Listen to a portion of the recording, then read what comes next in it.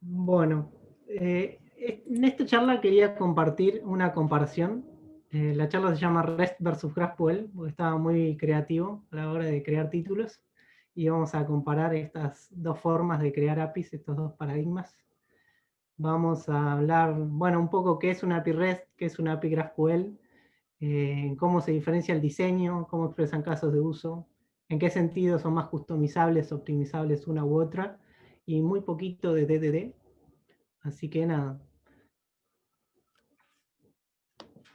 Bueno, en primer lugar, yo soy Nahuel Ambrosini, soy desarrollador backend en Python y me gusta hoy, los temas que más me interesan es el diseño de APIs y la automatización de tareas de DevOps. Y en mi tiempo libre, como me gusta programar, tengo ahí mi usuario en GitHub y lo que publico, incluido la demo, que voy a hablar un poquito más adelante, está subida ahí. Así que nada, ese soy yo. Y bueno, la agenda de esta charla es un poquito definir qué es una API REST y qué es una API GraphQL, resumidamente, obvio. No va a ser una definición exhaustiva de ninguna de las dos. Comparar, digamos, en qué se parecen y en qué toman caminos distintos, en qué acentúan y en qué dejan a un lado.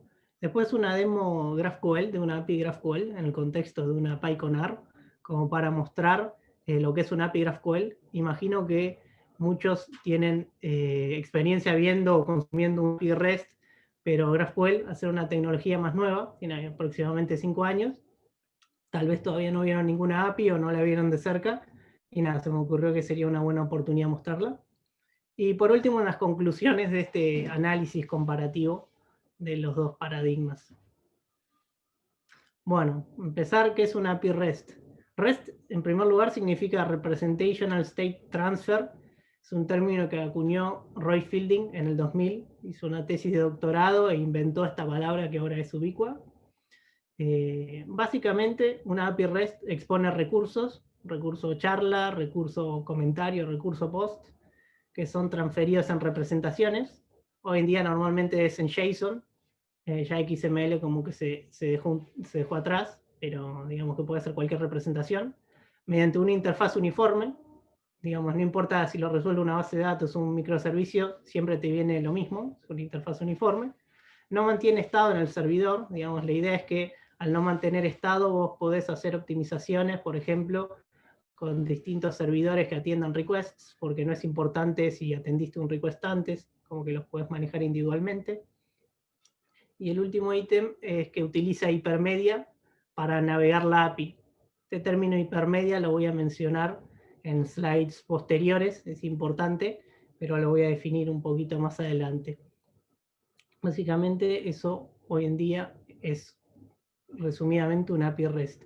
Y el ejemplo de cómo usarlo, por ejemplo, si yo hago un get al recurso tox, me devuelve 200 OK, y la respuesta es un JSON con esa estructura. Me da una charla que tiene título, descripción y el ID del speaker, el quien dio la charla. Entonces yo sé que si le pido al recurso speaker, le paso el ID del speaker, me va a dar la información de quién dio esa charla. Y efectivamente ahí me da el nombre y de qué trabaja, por ejemplo. También me da un 200 OK, y algo importante que quería mencionar de característico de las APIs REST es que están bien asociadas a HTTP como protocolo y, por ejemplo, tienen buena integración con los headers de qué hacer con la caché. Por ejemplo, en este caso, le podés decir, dame este recurso desde la caché si no es más viejo que 30 segundos. Si es más viejo de 30 segundos, calculámelo de nuevo, pero si no, dámelo. Eso permite dar un tiempo de respuesta mayor, mejor dicho, y tal vez optimizarlo un poco. Pues algo que quería hablar en este análisis es esto de cómo sabíamos que este recurso segundo se llamaba speaker. Digamos, ¿cómo es que sabíamos? ¿Con documentación? Porque nos lo dijo el que implementó la API. Bueno, esto es algo que Fielding, cuando inventó esto de REST, cuando escribió por primera vez de esto, la solución que él encontró, o que él propuso, mejor dicho, es esto de hipermedia, que en lugar de devolver un ID, que vos después se lo tenés que pasar a un recurso asociado, que tenés que conocerlo de algún modo, propone referenciarlo en la misma respuesta inicial. Es decir, en vez de tener un ID de un speaker, yo ahora tengo un identificador de un recurso al cual le puedo consultar para obtener información adicional. Esto en la práctica es más complejo, esta es una simplificación, digamos, pero la idea de Hypermedia es ofrecer referencias a recursos asociados. Y la primera vez que vi esto dije, oh, esto es rarísimo, nunca la vi. De hecho, cuando propuse la charla y me la aceptaron, tuve que empezar a leer de REST para no decir, o no quedar como un idiota, básicamente, o no decir muchas avanzadas. Entonces, bueno, cuando lo vi, dije, esto es medio raro, ¿quién lo usa? ¿Quién usa esto? Después leyendo un poquito más, vi que es bastante usado y hay un caso testigo que es Internet. O sea, Internet nosotros ponemos una URL inicial, ponele Google, y a partir de ahí empezamos a navegar links y en páginas cliqueamos botones y hacemos clics en ventanas, etc. Y están abstraídas estas referencias, pero están, digamos. Dado un endpoint, una respuesta, nosotros tenemos referencias a recursos asociados y lo vamos explorando. Es decir, que esto Hypermedia, digamos, existe y está súper presente hoy. Y bueno, cuando lo aprendí esto estaba re entusiasmado y dije, uy, ninguna API REST usa Hypermedia, entonces no son REST, están mal. Le voy a decir a todo el mundo.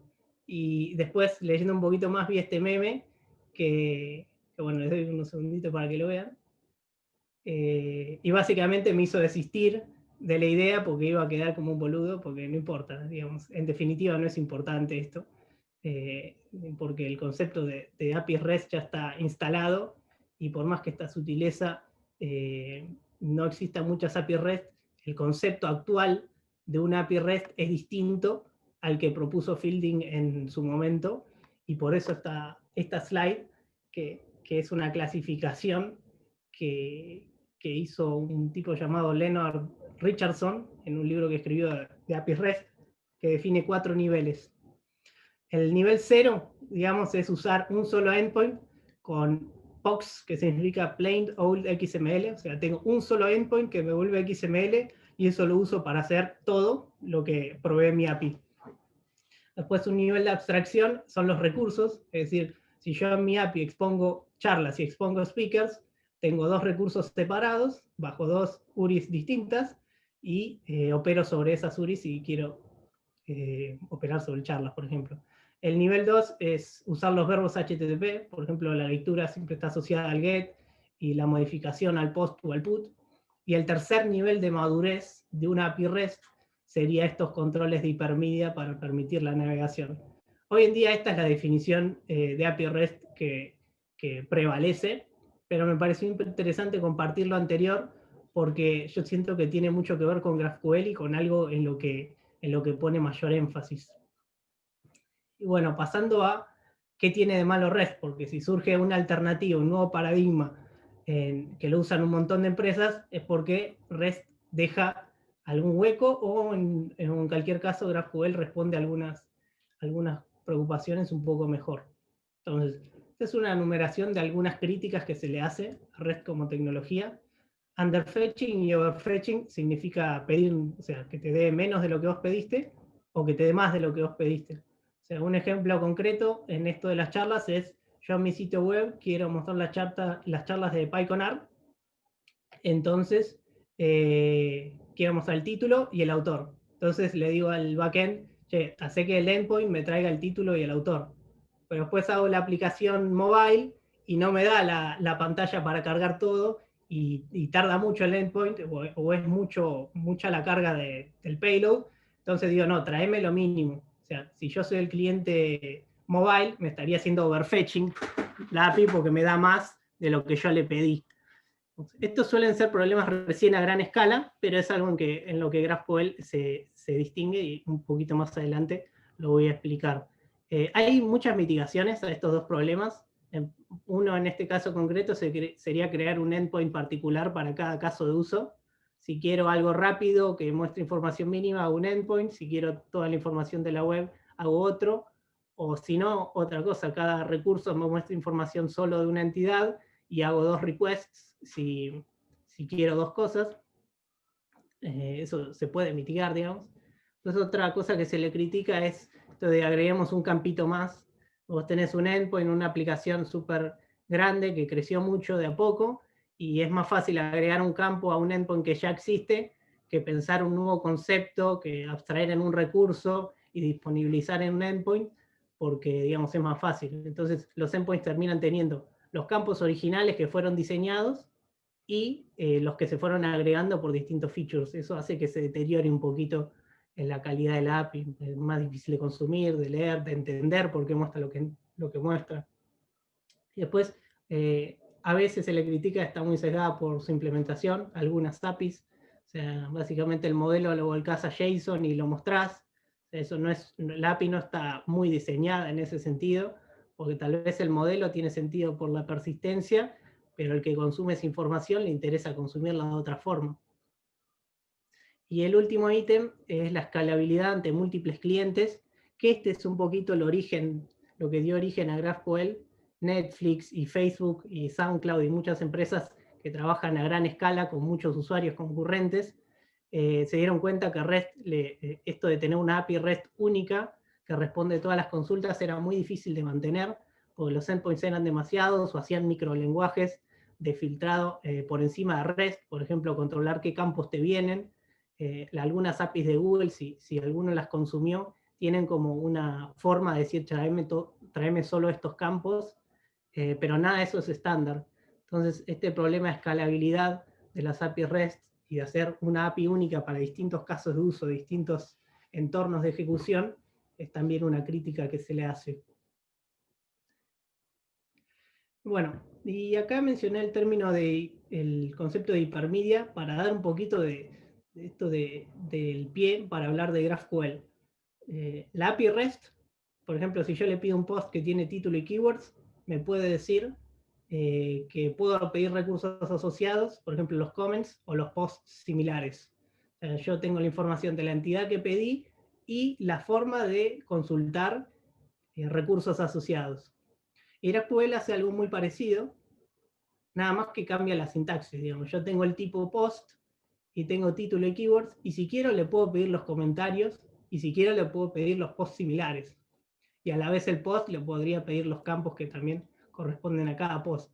Es decir, que esto de hipermedia que habló Fielding en el 2000 sigue presente en GraphQL. Yo era algo que pensé que había como inventado la tecnología y que había revolucionado, y la verdad es que ofrecieron una interfaz distinta para un concepto de exploración que ya existía, digamos, y existía en un principio para REST también.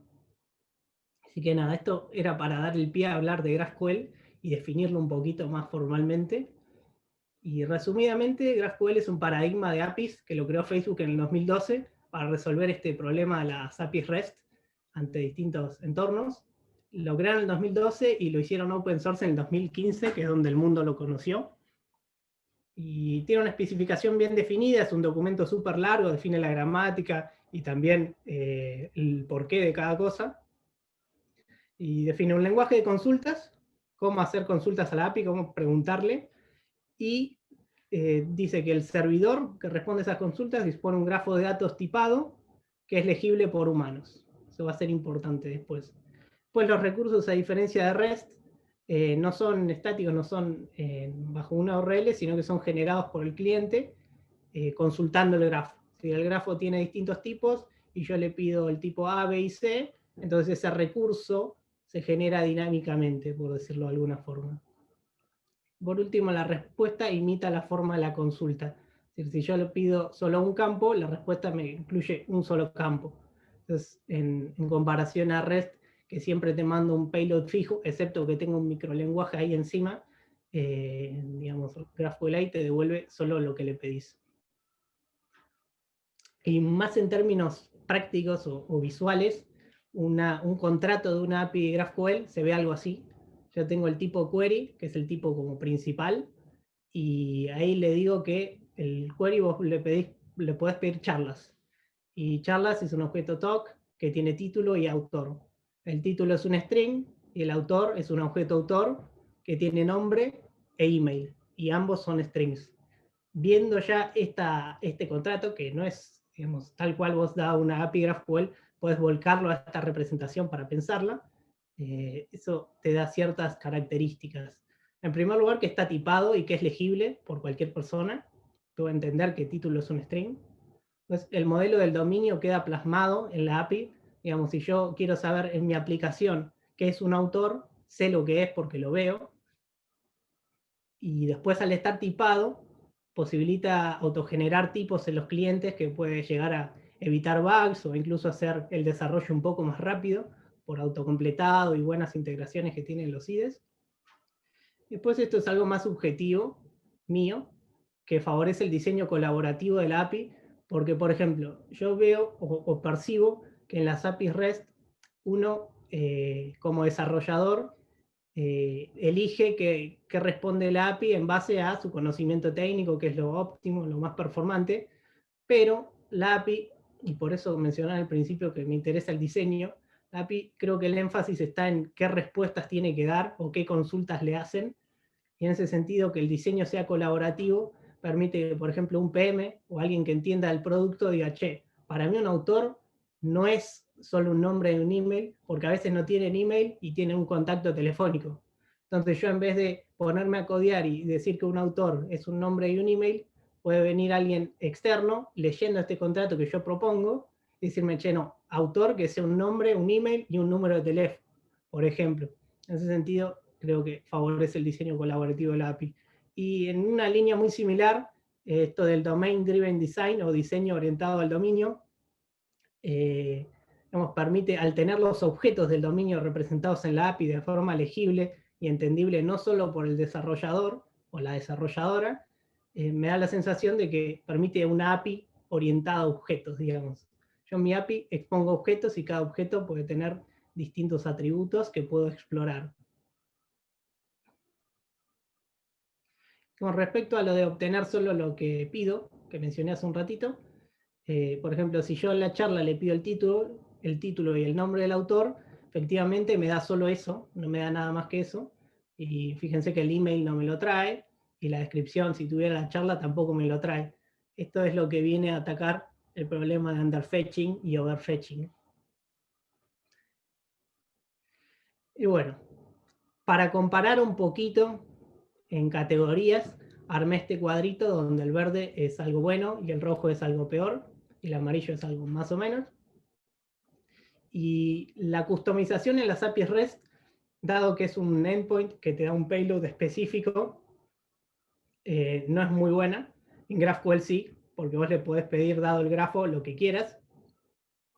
Pero REST, al ofrecerte menos versatilidad en qué le podés pedir, es más simple de optimizar, digamos, porque tenés un caso de uso por endpoint y digamos, podés optimizarlo sin tantas combinaciones. En cambio, GraphQL, al variar mucho, es más difícil. Se puede hacer, obvio, pero es más difícil.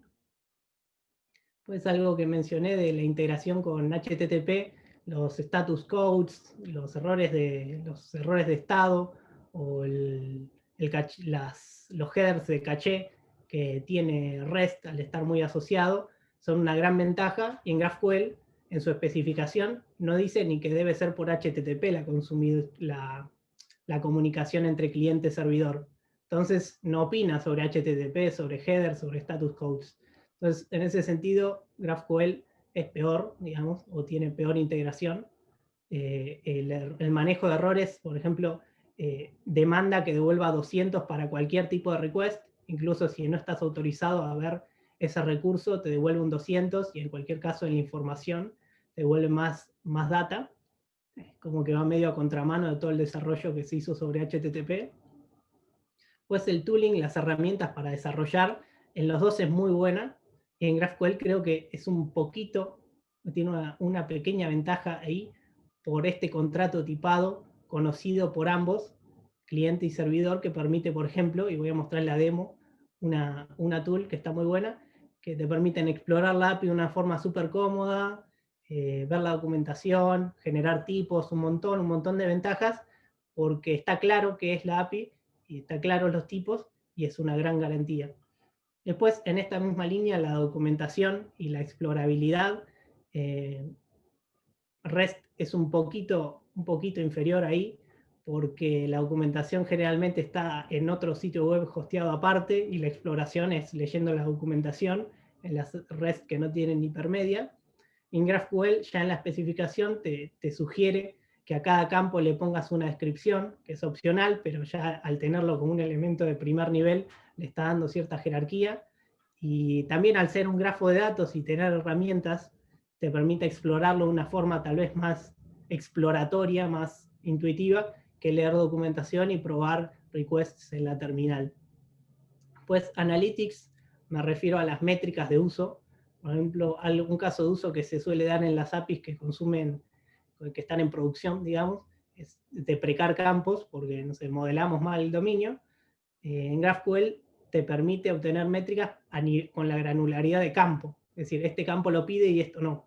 Cambio en REST por endpoint. Entonces, ponele, yo estoy en la situación de querer deprecar un campo y GraphQL me puede decir cuántos lo usaron en el último mes. Cambio REST, como le pedís un endpoint, no sabés si de ese endpoint le pidieron ese campo o ese campo lo están descartando. Es como que tenés un poquito menos de visibilidad en el uso de tu API. Por eso el verde oscuro y el verde, porque las analytics igual las podés hacer en REST.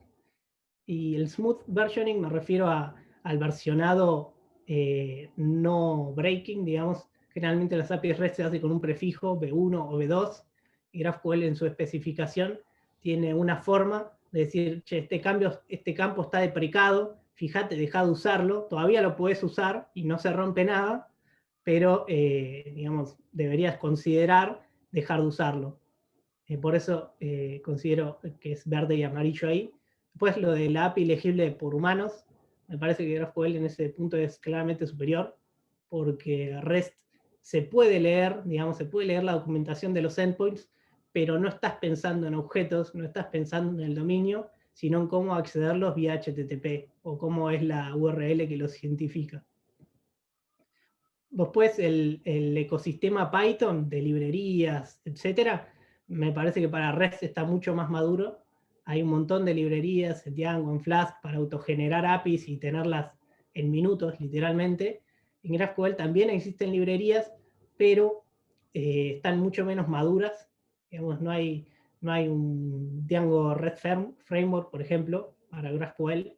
No existen todavía, porque está hace 5 años y recién se están desarrollando, se están explorando, y al ser un paradigma orientado a los clientes, a darle más poder a los clientes, y suelen estar primero en JavaScript, estas herramientas, que es el lenguaje, digamos, que corre en todos los browsers y que se suele usar, incluso como backend, para tener un solo lenguaje. Así que en JavaScript está mucho más desarrollado y en Python está medio amarillo todavía. Pues el Spec Governance, me refiero a esto de que REST no tiene una especificación hiperdefinida y formal, con lo cual vos sabés que una API REST se conforma de esta forma y no de otra. En cambio, GraphQL sí te permite que vos consultás un servidor GraphQL y está programado en cualquier lenguaje, es lo mismo, digamos, se va a comportar acorde a la especificación y no te va a sorprender de ninguna forma. Y por último, un detalle tal vez irónico, que esto de hipermedia, que está como ítem fundacional en las APIs REST, termina siendo un poquito más fácil de hacer en APIs GraphQL, esto de explorar recursos asociados, dada la sintaxis, termina siendo un poquito más fácil de usar en GraphQL, y por eso el amarillo y el verde. Y bueno, yo ya me cansé de hablar, y supongo que ustedes también se cansaron un poquito de escuchar, así que quería hacer una demo un poco más entretenida. No sé cómo estoy de tiempo. A ver, primero voy a chequearlo del tiempo.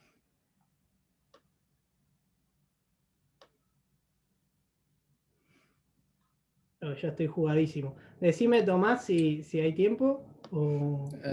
Sí, recién vas 20 minutos, te quedan 5 minutos más y si te querés pasar un par de minutos no hay problema. Genial, bueno. Sí, creo que estoy bien, entonces con 5 minutos. Si pudiera sacar... Acá está. Bueno. Acá tengo una de las tools que más me gusta para GraphQL. Esto se está viendo, ¿no? Una tab nueva, o se sigue viendo. Sí, se está viendo el nuevo tab. Por ahí te diría que agrandes un poco el font para que se vea mejor. ¿Sabes que no sé si puedo? A ver. Así. Ahí está, perfecto. Genial. Bueno, se llama GraphicWell. Esto te permite, dado un endpoint donde está hosteado una API GraphQL, explorarlo de forma interactiva. Por ejemplo, acá tengo la documentación. Este es el objeto query que mostré en un ejemplo, y me muestra qué consultas acepta esta API, me permite obtener los sponsors. Este es en el dominio de una, como puse en la diapositiva, esta es una API de charlas de PyConar para responder estas preguntas. Por ejemplo, ¿cuáles son las próximas charlas? ¿Qué personas están abiertas a ofertas laborales? ¿Qué compañías están contratando devs junior? Por ejemplo, si yo voy a la PyCon y quiero conseguir trabajo. O para un organizador, ¿quiénes son los sponsors de esta PyCon? Esta API de ejemplo le hice pensando en ese dominio. Por ejemplo, si yo quiero obtener los sponsors y los quiero contactar por mail, puedo ver, haciendo control espacio, ya me muestra qué campos tiene. Entonces, me muestra que tiene una compañía. Entonces, de nuevo, control espacio, puedo ver qué campos me muestra de esa compañía. Por ejemplo, si los quiero contactar, quiero el email y como solo los quiero contactar por un comunicado porque son sponsors, digamos que solo hago esa consulta y ya tengo los mails. O por ejemplo, si yo soy una persona que estoy buscando trabajo porque quiero trabajar con Python, y fui a la PyCon, puedo consultar las oportunidades de trabajo y quiero preguntarle cómo se llama el título, la dirección donde me debo registrar y el nombre de la compañía. Entonces, en compañía le pongo el nombre, el email por si quiero mandar un mail preguntando otra cosa, y las tecnologías que usa la compañía, a ver si me interesa a mí postularme o no me gusta alguna tecnología que usen. Entonces ahí hay un ejemplo que está todo hardcodeado, ¿no? Pero, por ejemplo, Evelink está buscando Senior Python Dev y usa estas tecnologías, entonces puedo decidir yo si me interesa o no, o el co-engineer, etc. Dado la API, yo la puedo ir explorando y respondiendo a casos de uso puntuales de este dominio, puedo obtener la información que quiero, detalle por detalle, por campo. Entonces, otro ejemplo. Este es interesante y aprovecho para mostrar esto de los plugins y las tools que mencioné. Este es un plugin que me permite explorar de forma interactiva, sin tener que escribir ni una llave, las opciones de esta API. Por ejemplo, si yo quiero encontrar gente que esté interesada en Python, decir algo, que esté abierta a opciones de trabajo y que sea junior, porque, no sé, como empresa quiero contratar juniors, puedo. El caso de uso existe y me lo ofrece la API. Y no sé, quiero el nombre, el email y los intereses. Y listo. Lo ejecuto y me devuelve la información. Otro caso de uso que me gustó mostrar es el tema de estoy en la PyCon y quiero saber qué charlas vienen para elegir si voy a la sala A, B o C, por ejemplo, que es algo que me pasó en la última. Entonces tengo el nombre, el tópico y la descripción. Y listo, obtengo solo eso y ahora no tiene nada. No tiene nada porque no tiene cargada la información de la PyCon 2020. Pero esto es un script que me robé de Jonah, un compañero de trabajo que hizo para las charlas de PyCon. Entonces, si yo quiero las charlas del 2019, consulto a las charlas por año, le paso el año y de nuevo el nombre y el tópico. O si me interesa, por ejemplo, contactar a todos los speakers que alguna vez dieron una charla, voy a las charlas, le pido el campo speaker y quiero el mail. Y si quiero ponerle en el header del asunto el nombre, le pongo el nombre también. Y listo. Me trae exactamente esa información. Después hay otros endpoints, pero bueno, prefiero dejar un ratito si alguno tiene una pregunta. No estuve viendo el Telegram, pero a esto me refiero con el tooling, con la ofrecer casos de uso, una experiencia de desarrollo tal vez y de exploración un poquito más piola. Así que a ver si tengo una pregunta. Argentina.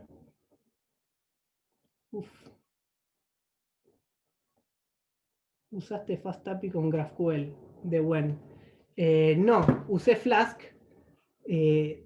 pero me sirve la pregunta para decir que el código está publicado en GitHub, está publicado acá, Ambro 17/nerdearla, y lo pueden ver, digamos, tranquilamente. Está hecho con Flask y una librería que se llama Strawberry, que es la que ofrece la funcionalidad de GraphQL, digamos.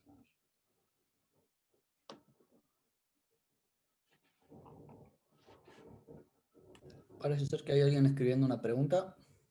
Ahí te hicieron un par de preguntas más. ¿Por Python Argentina?